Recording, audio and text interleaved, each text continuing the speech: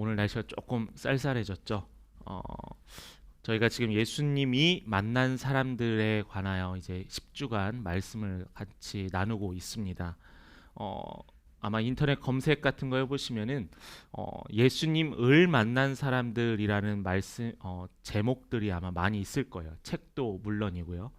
근데 저는 이 차이는 이와 을 이 딱 두 가지 이 두 단어의 차이입니다. 근데 제가 예수님을 만난 사람이 아니라 왜 예수님이 만난 사람이라고 했냐면은 예수님이 우리를 만나 주신다는 분이에요. 예수님께서 우리를 만나 주신다는 것에 포커스를 우리가 두었으면 합니다. 예수님은 특정하여서 누군가를 만나지 않아요. 가난한 사람, 부자인 사람, 소외된 사람, 또한 명예가 높은 사람, 또한 여자와 남자, 어린아이와 장년에 이르기까지 예수님은 특별하게 누구를 구분하여서 만나지 아니하였다라는 거예요.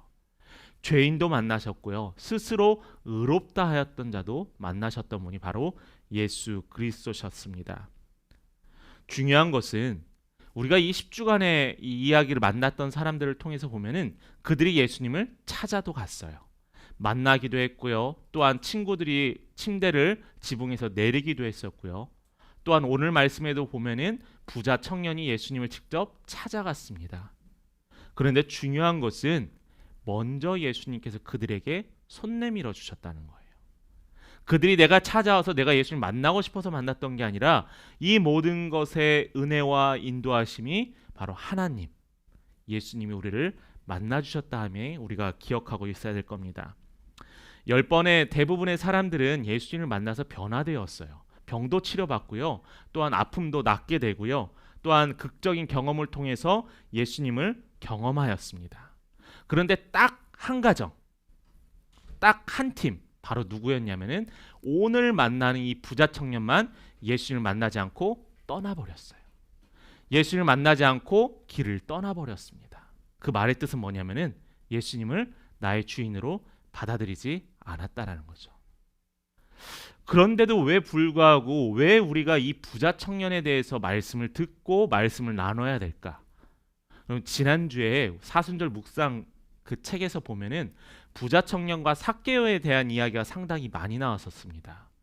그래서 오늘 이 설교의 말씀이 그 부자 청년에 대한 내용의 결론이었으면 좀 좋겠습니다. 이 부자 청년이 예수님을 따르지 못했던 이유는 표면적인 이유는 재물이었어요. 그가 가지고 있던 풍족하고 남들에게 자랑할 만하고 존경받을 만한 재물이 예수님을 만나는데 가림막이었고 장애물이었다는 겁니다. 그런데도 이렇게 좋지 않은 결과를 가졌던 이 사람을 통하여서 우리는 분명한 사실을 한번 되돌아봐야 될 것 같아요.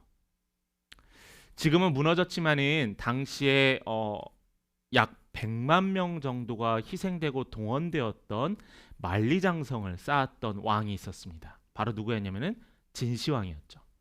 이 진시황이 만리장성을 쌓으면서 그 첫 목적이 뭐였냐면 바로 자신이 그렇게 화려하게 만들었던 왕국을 외적으로부터 적으로부터 보호하기 위했다는 거죠.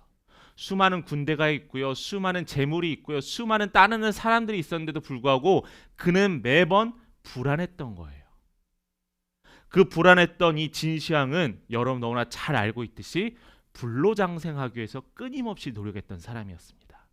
그래서 백성들을 또한 신하들을 통해서요 평생 살 수 있는 또한 내가 죽지 않고 영원한 삶을 살 수 있는 그때를 위해서 준비하고 약을 구하러 다녔다는 사람입니다. 그런데 여러분 그거 아세요? 결국 진시황은 남들보다 오히려 더 빠른 죽음을 맞이하게 됐습니다.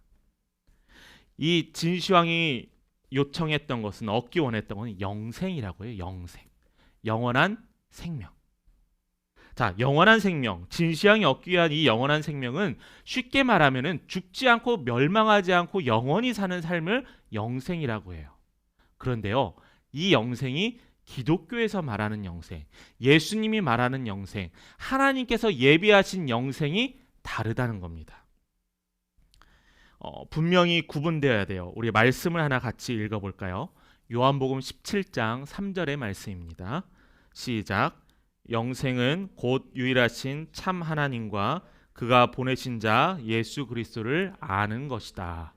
자, 우리가 진시황이 찾았던 영생은 죽지 않고 멸망하지 않는 영원한 삶인데, 성경에서 말하는 영생은 하나님을 알고 하나님께서 보내신 예수 그리스도를 아는 것이라고 했어요. 영생이요. 쉽죠. 아, 예수님 나 아는데요. 아, 나 예수님 아는데요. 아, 예수님 들어봤어요. 그런 사람에게 주는 영생은 아닙니다. 그 영생이 하나님과 깊은 관계에 맺혀져 있는 사람이 영생을 선물로 받을 수 있다는 거죠. 하나님과 끊어져 살면 제 아무리 죽지 않고 살아도 그것은 죽어 있는 삶이라는 겁니다. 기독교에서는 삶과 죽음의 1차원적인 이야기를 하고 있지 않아요. 예수를 아느냐 모르느냐에 관한 아주 높은 차원의 이야기를 하는 겁니다. 성도님들 저에 대해서 아시나요? 저도 성도님들에 대해서 아나요? 저희들이 뭐 많이 아시는 분도 있고 적게 아시는 분도 있지만은, 그러나 아는 것은 관계를 맺고 있다라는 거예요. 일주일에 한번 최소한의 메시지나 전화를 한번 통해서도 알고 있다는 겁니다. 예수님을 아는 것은 이런 몸부림이 있어야 한다는 거예요.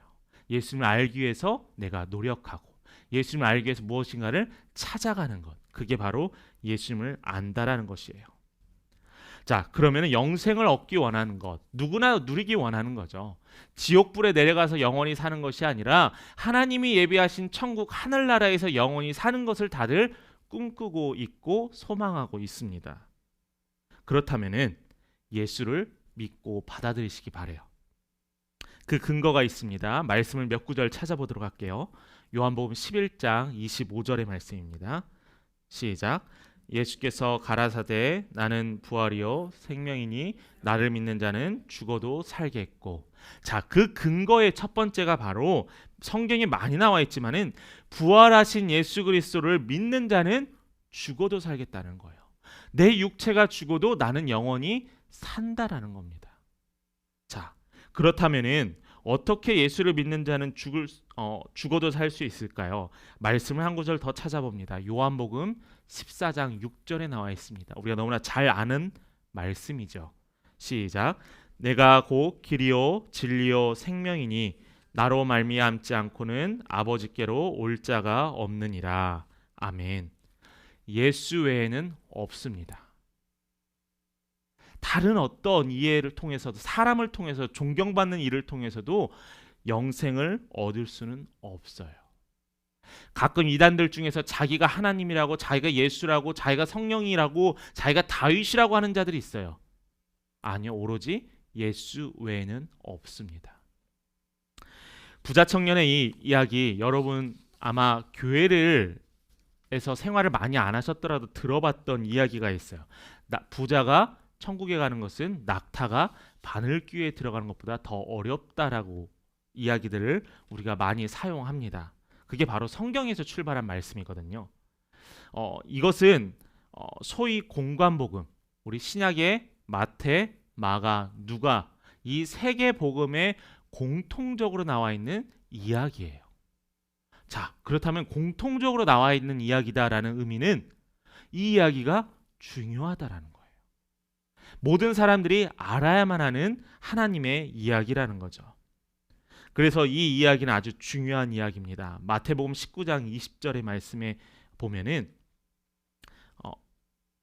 예수께 이 사람은 질문을 했던 사람이에요. 네, 18장 20절이면 예수님께 질문했던 사람입니다. 이 사람을 청년이라고 이야기하고 있거든요. 당시 이스라엘에서는 30세가 넘어야 정식으로 관직에 올라갈 수 있어요. 뭐 공무원이나 뭐 지역을 다스리는 관리가 될 수 있는데, 이 사람은 청년이었고 이 관직에 올라갔으면 아마 30대 초반, 우리 성도님 중에 30대 초반 성도님 계시죠? 30대 초반에 아마 활기차게 사회활동을 해야 하고 경제활동하는 관리였습니다.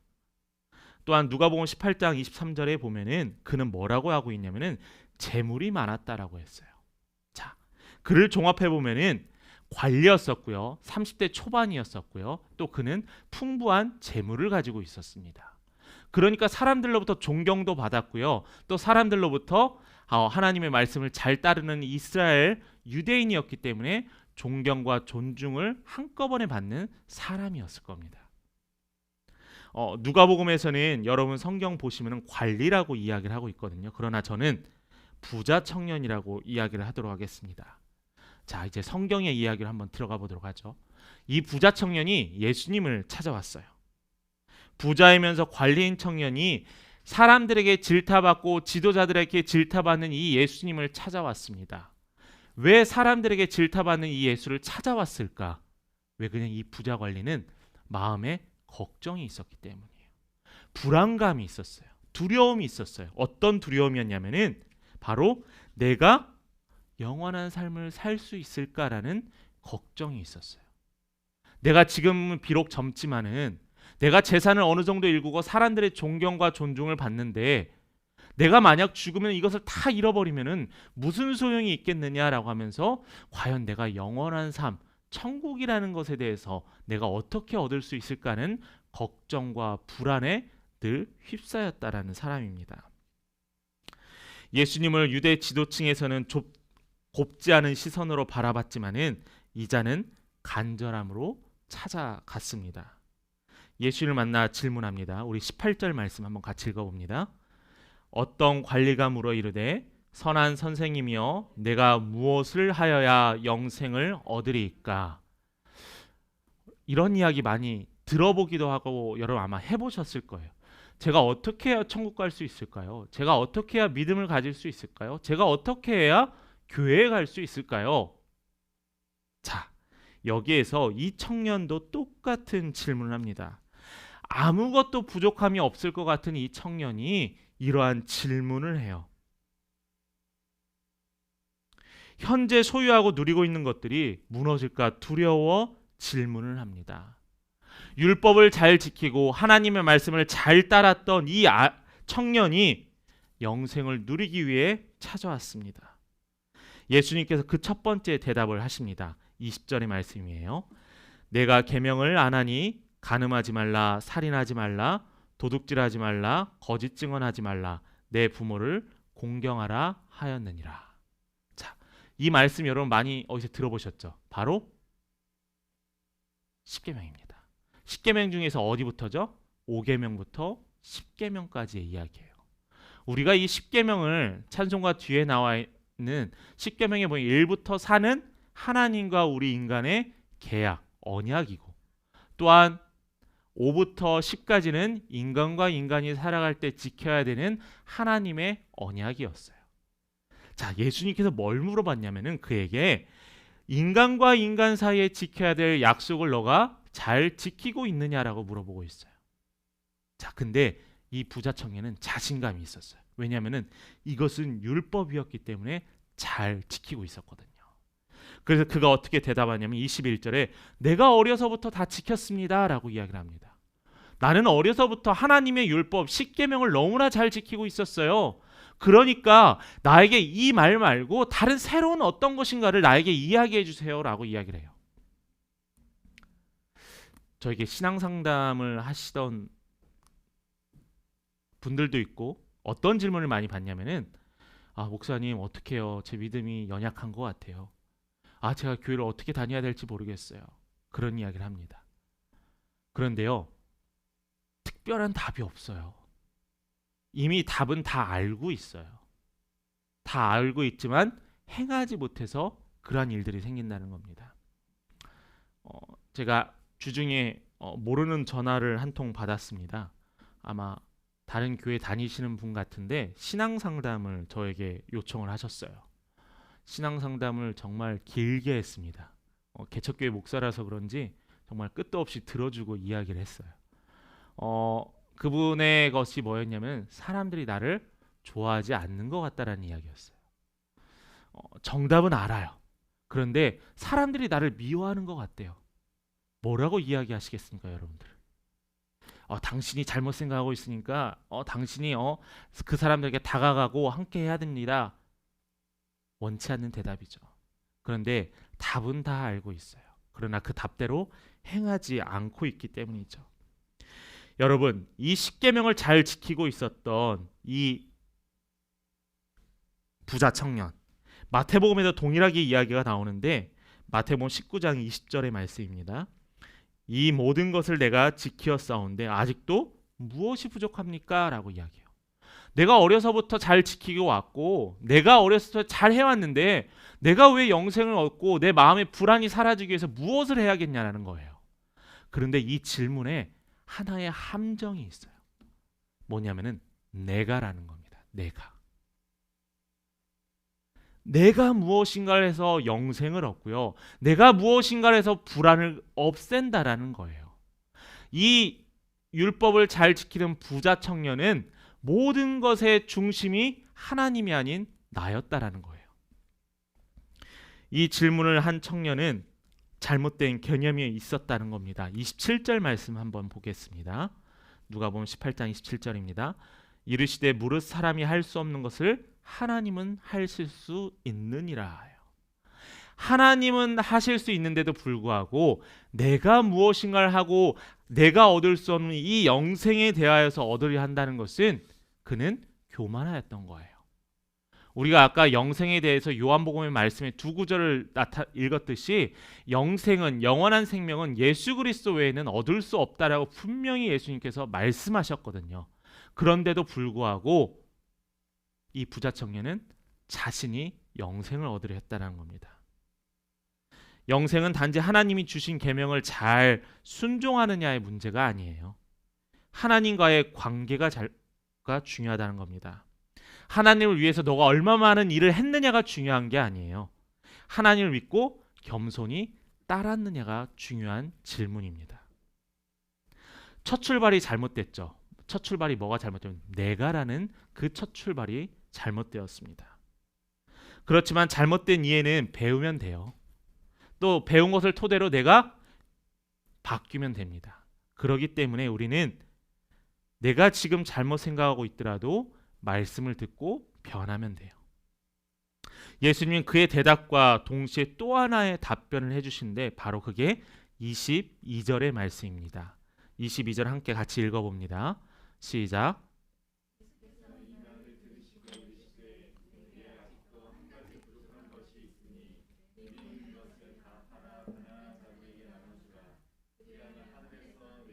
보아가 있으리라. 그리고 와서 나를 따르라 하시니라. 예수님이 추가적인 권고는 명령, 계명이 아니에요. 내가 가진 모든 것을 다 팔아야지 너가 영생을 받을 수 있다는 게 아닙니다. 제가 지금까지 이렇게 열심히 살아와서 이 만들었던 재물들과 얻었던 재물, 네 그래요. 하나님께서 주셨습니다. 하나님께서 주신 이 재물을 어떻게 얻었는데 이것을 다 팔으라고요? 하나님께서는 재물의 관점이 아니에요. 예수님께서는 재물의 관점이 아니에요. 다른 복음서에 보면은 이 이야기를 듣고 나서 이 부자 청년이 바로 떠납니다. 어떻게 떠냐면 얼굴에 근심이 가득 차 떠났어요. 그러나 누가복음에는 바로 떠났다라는 이야기는 안 나와 있죠. 누가복음은 30절까지 예수님이 하셨던 이야기를 같이 들었다는 것을 우리가 예상할 수 있습니다. 그런데 이 관리가 슬픈 기색을 했던 이유는 무엇이었을까요? 그렇게 하지 않기 원했어요. 자신의 것을 모든 것을 다 가난아이들에게 주고 싶지 않았어요. 내가 영원한 생명을 살기 위해서는 왜 영원한 생명을 꿈꿨냐면은 내가 지금 소유하고 있고 준비했던 것들을 다른 것을 놓고 버리고 죽음을 맞이하기가 안타까웠기 때문이에요.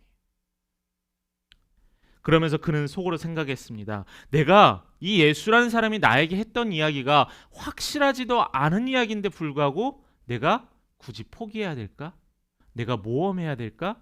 내가 여기다가 가능성이 투자해야 될까? 그는 걱정했다라는 겁니다. 그는요. 그런데 하나님께 제사를 지낼 때 그는 최상의 제물로 하나님께 예물을 드렸어요. 최고로 비싼 양과 최고로 비싼 소로 또한 정성스럽게 하나님께 예배를 드렸습니다. 하나님께 율법을 얼마나 잘 지켰는지 몰라요. 하나님의 말씀에 따라 사람들을 돕고 살았습니다. 그러나 그는 그 모든 것들이 누구를 위한 거냐면 나를 위한 거였다는 거예요. 나를 위한 거였다는 겁니다. 우리 십계명 제1계명을 우리 한번 생각해 봅니다. 너는 나 외에 다른 신을 두지 말라라고 했어요.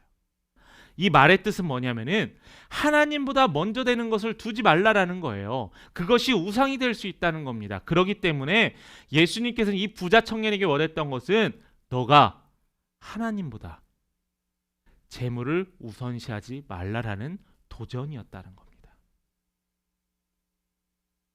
여러분, 재물이 우선시하고 하나님을 우선시하는 사람은요, 하나님께서 그 재물과 하나님을 선택하라 하지 않아요. 그러나 여기에서는 그의 약점이 하나님보다 먼저 되었던 것이 재물이었기 때문에 예수님께서는 그에게 재물에 관해서 물어봤던 겁니다.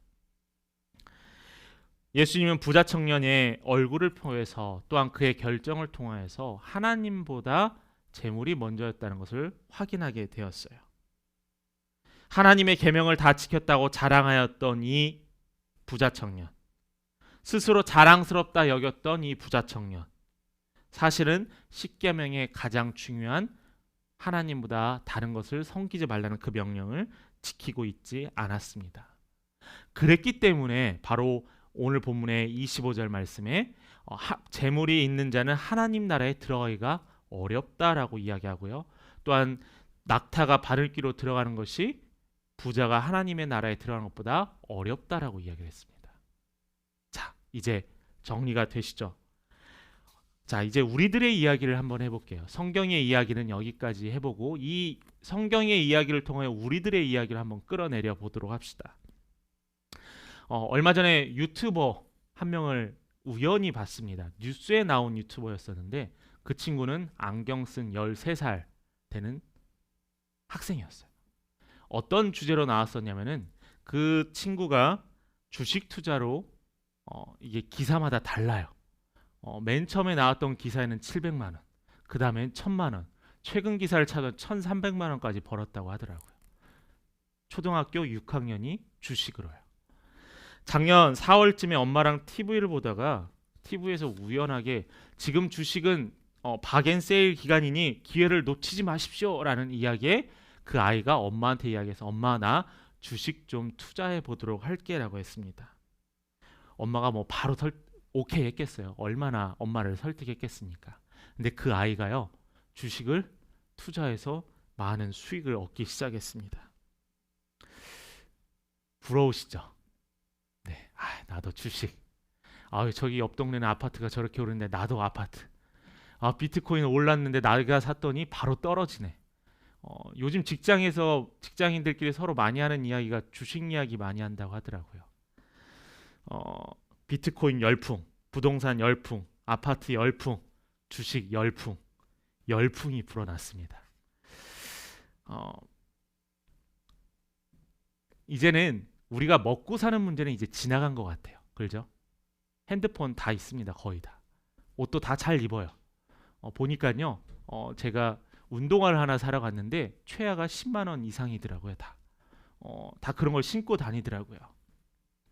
제가 대학교 때는 정말 대학교 1학년 때 정말 옛날 이야기라고 생각하지 마시고 98학번인데 98학번 때는 정말 밥을 못 먹는 친구가 있었어요. 예, 정말 있었습니다. 그래서 기숙사에서 목사님들이 새벽 예배 때마다 오실 때마다 식권 한 장씩 주는 게 날마다 일용할 양식이기도 했어요. 그런데요, 한 2, 3년 지나니까요, 밥을 못 먹어도 노트북과 컴퓨터는 다들 있더라고요. 이제는 먹고 사는 문제가 아니라 삶의 질입니다.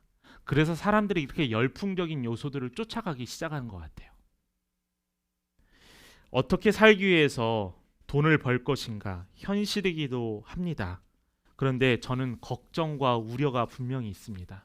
왜냐하면 그 안에 중심이 분명히 잡혀야 되거든요. 그렇다고 이런 질문은 어리석은 질문입니다. 물질을 택할 것입니까? 하나님을 택할 것입니까? 전 되게 어리석은 질문이라고 생각을 해요. 저는 하나님 잘 믿고 하나님께 잘 섬기는 사람은 더 많은 축복받아서 부자 됐으면 좋겠어요. 더 많은 재산을 소유했으면 좋겠어요. 분명하지만 근데 정당한 방법으로요. 땀 흘리는 노력으로요. 아끼는 절제함으로요. 이 극단적인 질문은 옳지 않아요. 물질을 택한 사람이 다 악인인가요? 절대 그렇지 않습니다. 하나님을 택했다고 가난을 택한 사람이 다 선인인가요? 아니에요.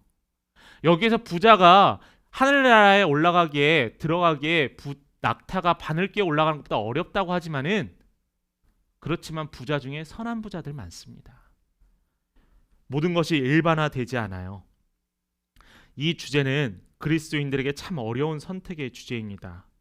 먹고 살고 또한 가정과 교회가 운영되기 위해서는 재물도 필요하거든요. 그러나 이 모든 것이 무엇을 위한 거냐면 하나님을 위한 거야라는 거예요. 내가 직장에서 돈 버는 것도 하나님의 영광이라는 거예요. 주식 투자를 해서 돈 버는 것도 하나님의 영광을 위해서라는 거예요. 그렇지만 이 재물은 만족함이 없는 게 함정입니다. 만족함이 없는 게 함정이에요. 다는 안 그러겠지만 주식 투자하시는 분들의 많은 잃으시는 분들의 공통적인 특징이 뭐냐면은 자주 사고 팔고 하는 사람이 많이 잃더라고요. 꾸준하게 투자하는 사람, 꾸준하게 넣어놓고 그냥 일상에 보내는 사람이 벌더라고요. 매번 체크하고 확인하면은 스트레스 받거든요. 떨어지면은 슬프고 조금이라도 올라오면 기쁩니다. 근데 그게 돈으로 환산해야지 내 돈이 되는데 그냥 단순히 잠깐 기쁠 뿐이더라고요. 여러분, 재물의 노예가 되지 마시기 바래요. 에베소서 2장 8절 하나 말씀 같이 읽어봅니다. 시작. 너희는 그 은혜에 인하여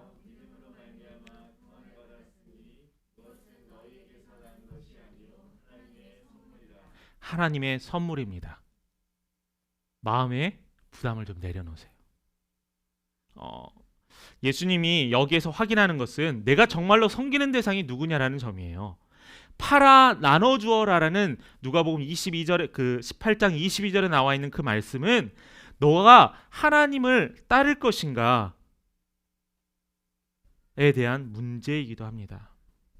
영원한 생명을 얻는 길은 먼저 자기의 삶의 자리에서 가장 중요하게 여기는 것보다 하나님을 우선하는 것이 하나님이 원하는 삶이라는 겁니다. 자녀가요 나의 우상이 될 수도 있어요. 또한 내가 원하는 꿈이 나의 우상이 될 수 있습니다. 하나님보다 먼저 된다면은 분명히 조절하시기 바라요. 아브라함은 어떻게 했죠? 아들 이삭을 하나님께 바쳤습니다. 그렇지만 하나님께서는 그의 마음을 보시고 하나님께서 거두어 가셨어요. 그게 하나님의 방법이었습니다. 제가 지금 말씀이 조금 길 수 있겠지만은 여러분들께 하나 좀 급하게 좀 나눌 게 있습니다. 우리가 2주 전에 우리 나눔 시간 때 주일 성수를 하는 게 옳을까요? 라는 질문에 대해서 서로들 이야기를 했었는데 오늘 이 말씀과 좀 연관이 되어서 여러분들과 간단하게 6가지만 빠르게 한번 나눠보도록 할게요. 우리 PPT를 하나 잠깐 보겠습니다. 교회에 가는 이유가 아니라 예배당에 가는 이유입니다. 예배 드려야 되는 이유가 아니라 첫 번째는 영광의 하나님께서 우리 교회 안에 계시기 때문입니다. 여러분 연예인 좋아하시죠? 남녀노소 뭐 다 좋아하죠. 만약에 어떤 연예인이 우리 교회에 왔어요. 요즘 인기 있는 누가 인기 있죠? BTS 온다고 합시다. 아마 여기 홍보하지 않아도 소문이 나서 막 여기 엄청나게 몰릴 거예요. 자, 왜 오죠? 내가 좋아하는 사람이 그곳에 있기 때문이에요. 하나님께서는 예배의 자리에 함께 하셔요. 교회 예배당 가운데. 자, 두 번째는요. 교회 전통입니다. 목사님 무슨 전통이에요? 전통은 바뀌는 거예요. 이 전통이 언제부터 있었냐면은 교회가 처음 생긴 초대교회부터 그때부터 사람들이 모여서 가르침을 받고 교제하고 떡을 떼며 기도하기에 힘썼다라는 말씀이 있거든요. 우리가 이 교회의 아름다운 전통을 따라야 한다는 겁니다.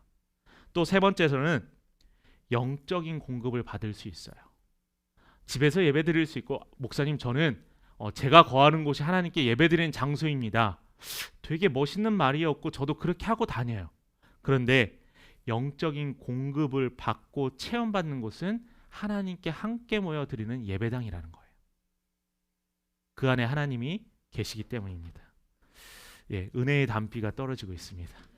여기 현장에 안 계시는 분들은 모르시겠지만 여기 지금 베이비 샤워 글자들이 뚝뚝 떨어지고 있거든요. 네, 계속 이어갑니다. 네 번째로는 가장 좋은 하나님의 사람을 만날 수 있기 때문이에요. 여러분, 교회 다니는 사람 다 사기꾼도 있고 교회 다니는 사람 못된 사람들 많아요. 하지만은요, 세상 사람들과 비교해 봤을 때 그래도 교회 다니는 사람이 낫다라는 거예요. 우리나라의 그 복지 단체의 70% 정도가 기독교 단체와 연관되어 있다는 사실. 여러분들이 아시는 월드비전 또한 또 뭐 있죠? 뭐 많은 선교 단체들 다 기독교 단체와 연관되어 있다라는 거예요. 다섯 번째입니다. 나의 믿음을 굳건히 할 수 있기 때문이에요. 나 혼자서 드려지는 예배 드려질 수 있습니다. 시간이 지나면은요 무뎌져요. 교회를 오랫동안 빠지고 오래간만에 가면은 예배에 집중이 안 되는 건 당연한 거예요. 어색한 건 당연한 겁니다.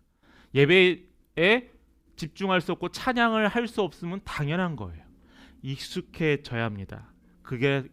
그래야만이 믿음을 굳건히 할 수 있기 때문이죠. 마지막 여섯 번째입니다. 교회가 나를 필요로 합니다. 좀 멋있는 말 아닌가요? 교회가 하나님이 여러분들 필요로 한다는 거예요. 만일 모든 사람이 집에만 있으려고 한다면 교회 모임 장소는 폐쇄되면 됩니다. 왜 그러냐면 각자 모인 처소가 교회가 되면 되니까요. 결국은 교회가 모이기를 중지하게 되면은 하나님의 나라를 모르는 이방의 나라와 똑같이 되어간다는 겁니다. 주일 성수 선택의 문제가 아니라 주일을 하나님께 온전히 지킬 수 있는 애는 하나님이 우리에게 주신 시험일 수도 있다는 것, 여러분 한번 생각해 보셨으면 합니다. 목사님 제가 그럼 오늘 당장 직장을 그만둘까요? 그건 제가 이야기할 수 없어요. 여러분들의 믿음에 맡깁니다. 여러분 믿음에. 그렇지만은 중요한 것은 그 어떤 것보다 바로 하나님이 먼저 된다는 것, 여러분의 삶을 통해서 나타나길 바랍니다. 말씀을 마치도록 하겠습니다. 여러분 무엇에 우선순위를 두시나요? 그렇게 살았더니, 정말 그 우선순위를 위해 살았더니 가정이 늘 행복해지고 부유해지고 평안해지셨나요? 아니요. 저가 살아봤더니 저도 늘 부족했어요. 늘 갈급했어요. 늘 무엇인가 더 얻길 원했습니다. 재물 외에 다른 것들도 하나님보다 우선될 수 있어요. 신앙은 불편한 것입니다. 익숙했던 내 삶에서 끊임없이 떠나는 거예요. 이스라엘 백성들이 떠났기 때문에 하나님께서 예비하신 그 축복의 땅에 갈 수 있었고요. 맛보지 않으면 맛을 볼 수 없어요. 또한 버리지 않으면 누릴 수 없습니다. 그렇기 때문에 이 신앙은, 이 기독교는 나를 비워내고 그 안에 하나님을 채우는 매일매일의 작업이 있어야지 이게 하나님과의 깊은 만남을 가질 수 있다라는 겁니다. 그런데 하나님이 여러분들에게 희생과 절제만 요구하지 않으셨어요. 우리 30절 말씀 한번 같이 읽어봅니다. 시작. 현세에 여러 배를 받고 내세에 영생을 받지 못할 자가 없느니라 하시니라. 이 말씀이 여러분들에게 희망이 되고 위로가 되고 소망이 되길 간절히 축원합니다. 말씀 마칩니다. 하나님보다 먼저 되는 것, 여러분 과감히 절제하시고 끊어내시면서 하나님이 현세의 배가 되게 하시고 내세에는 영생을 주신 하나님을 믿고 따르시는 믿음의 백성 되기를 간절히 축원합니다. 이 시간 우리